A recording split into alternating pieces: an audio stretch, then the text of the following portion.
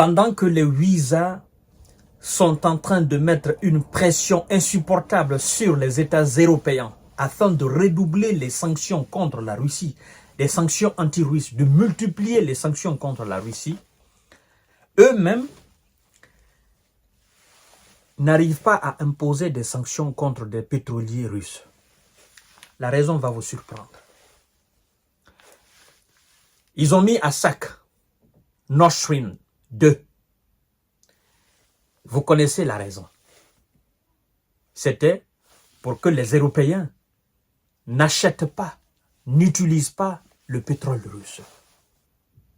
C'était pour que les Européens continuent d'acheter quantitativement l'hydrocarbure américain.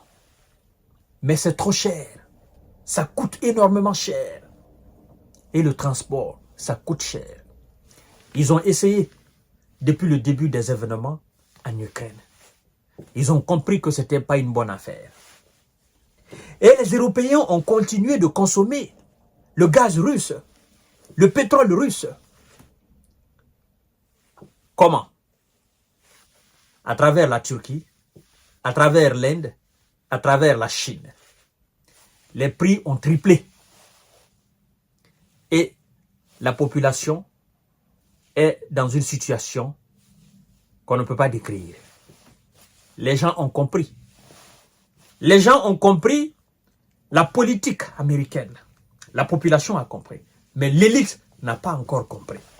Bien que il y a des acteurs politiques qui disent clairement que la situation ukrainienne profite largement des États-Unis.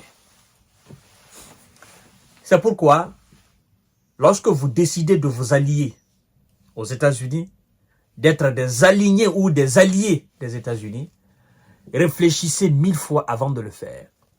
Parce qu'ils sont capables de creuser un très grand trou, vous maintenir là, et dire, nous allons vous aider à sortir, nous allons vous aider à sortir, jusqu'à ce que vous terminez votre vie là. Les Ouïsa n'arrivent pas à sanctionner les pétroliers russes. Pour quelle raison? Pour quelle raison? Pourquoi jusqu'à présent ils ne le font pas? Chères dames, chers messieurs, chères demoiselles, continuez à vous abonner à ma chaîne YouTube Kanté J Visionnaire le vrai pour les bonnes informations. Et ceux qui ne sont pas encore abonnés à ma page Infomonde et J Visionnaire, je vous invite effectivement à vous abonner là-dessus, c'est sur Facebook. Activez la cloche de notification pour ne plus rater mes vidéos. Je vous livre les raisons pour lesquelles, et vous serez ébahis. Vous allez dire, ah, c'est bien fait pour les Européens. Parce qu'on leur parle, ils ne comprennent pas, c'est bien fait pour eux. Mesdames et messieurs, et mesdemoiselles, je vais tout vous dire. Les Ouïsa n'imposent pas de sanctions contre les pétroliers russes pour une raison très simple. C'est pour une raison d'intérêt des États-Unis d'Amérique. C'est pour ne pas qu'en cette période électorale, l'électorat de Biden, le peuple américain, se révolte contre son chef. C'est tout simplement ça. Et on nous dit que si l'Amérique a horreur de quelque chose, c'est de voir le prix du pétrole grimper à la pompe pendant la période électorale. La Maison-Blanche ne veut pas cela du tout. Et ça constitue un véritable problème aujourd'hui entre le Trésor américain et l'administration Biden. De l'incompréhension. La colère monte. Les Ouïsa n'imposent pas de nouvelles sanctions anti-russes de peur d'une flambée des prix de l'essence à l'approche de la présidentielle.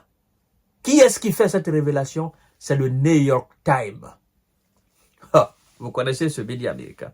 L'administration Biden évite ainsi des restrictions visant les pétroliers russes car cela risque d'avoir un impact négatif sur le coût des hydrocarbures et par conséquent, n'est-ce pas, les prix à la pompe pour les consommateurs des Ouïsa.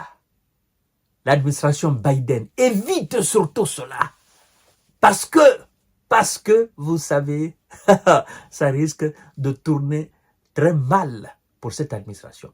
D'ailleurs, une administration qui est déjà en lambeau, où le chef se perd dans ses discours, ajoutez à cela la flambée des prix à la pompe des hydrocarbures, mesdames et messieurs, ça sera la cerise sur le gâteau. Et ça laisse grandement la porte alors ouverte à M. Donald Trump, qui va naturellement dire, vous voyez, à cause de sa mauvaise gestion, à cause de sa mauvaise politique, à cause des sanctions inhumaines contre la Russie, il n'arrive même pas à sauvegarder les intérêts des Américains. Pourquoi vous sanctionnez, n'est-ce pas, les hydrocarbures, sachant très bien que vous n'arrivez pas à satisfaire la population en termes d'hydrocarbures, à l'intérieur même des visas? C'est pourquoi Biden évite cela, mesdames et messieurs. Et selon le journal New York Times, le département du Trésor a proposé à la Maison-Blanche de nouvelles mesures restrictives de ce type. Mais les conseillers économiques de la présidence n'ont pas apprécié cette idée. Ah, vous voyez maintenant, mesdames et messieurs, le département du Trésor américain a proposé des idées du genre à sanctionner les pétroliers russes. Mais les conseillers économiques de M. Biden n'ont pas apprécié cette idée. Éloignez-vous, éloignez-nous de cette idée-là. Ça, c'est pas bon pour nous en cette période-là. Ne nous parlez pas de cela. Ça, c'est une mauvaise idée. Vous ne voyez pas les conséquences que ça va entraîner? Nous voulons briguer un deuxième mandat et vous voulez que ça soit un slogan de campagne pour les républicains. La flambée des prix à la pompe des hydrocarbures, n'est-ce pas, pendant une période électorale. Ah non, ça c'est du pain béni pour M. Donald Trump. Mesdames et messieurs, vous voyez, les visas, pour leur intérêt, la Maison-Blanche, pour son intérêt, est capable de négocier avec le diable, est capable de laisser le diable faire ce qu'il veut. Ben c'est ça. Ah oui, c'est mon intérêt. Pourquoi je vais sanctionner la Russie? Mesdames et messieurs, la force c'est la force, la puissance c'est la puissance. Tout ça démontre encore une fois que le monde est assujetti quelque part à la Russie et que c'est un pays qu'on ne peut pas isoler. Parlons d'ailleurs de l'isolement de la Russie. Vous devez savoir que l'une des puissances économiques, l'une des puissances politiques, l'une des puissances diplomatiques mondiales est en Russie aujourd'hui. Le Premier ministre indien. Nous allons en faire une autre émission parce que ça inquiète énormément les Occidentaux. Finissons d'abord avec ce sujet-là. Partagez la vidéo dans tous les groupes possibles.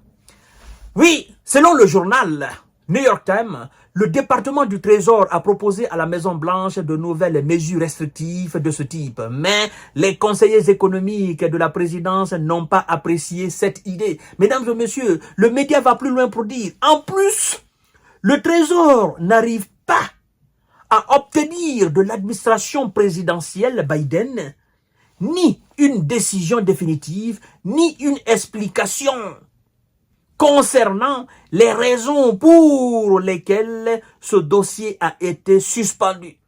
Ce qui agace, n'est-ce pas, ces responsables. Ça constitue aujourd'hui un sujet de tension entre le département du Trésor et l'administration Biden. Ils ont proposé cette idée de sanctions contre les hydrocarbures, contre les pétroliers russes. Mais les conseillers de M. Biden, ils ont rejeté cette idée. Mais ils n'ont pas donné de réponse. C'est resté suspendu. Dossier classé.